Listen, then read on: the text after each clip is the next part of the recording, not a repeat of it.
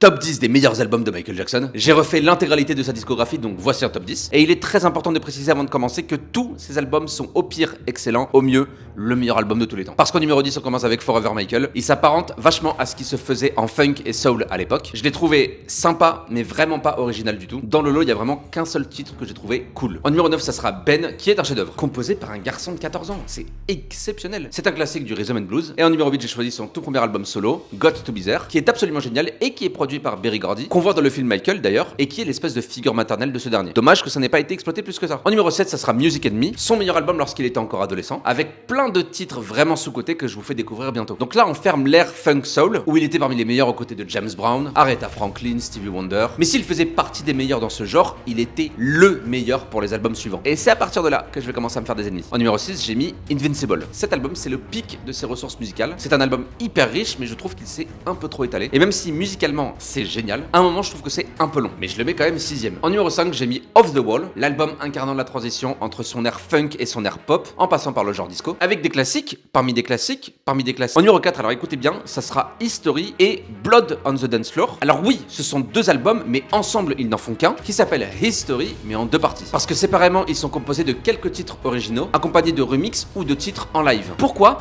J'en sais rien, mais les deux se composent de giga classiques que le monde connaît plus que le pain. En numéro 3, ça sera Dangerous, qui aurait largement pu être top 1 parce que c'est le plus rock de tous ces albums. Mais j'avoue que les deux premiers sont dans le top 20 des meilleurs albums de tous les temps. En numéro 2, j'ai choisi Bad, la cristallisation de sa signature artistique avec que des bangers. Et en numéro 1, vous l'aurez compris, ça va être difficilement discutable, il s'agit de Thriller, le meilleur album de tous les temps, et je pense que vous n'avez pas conscience de la technicité de ce projet. Et vous savez quoi ? Eh ben moi non plus. Dis-moi quel est ton album préféré, peut-être que j'aurai quelques surprises.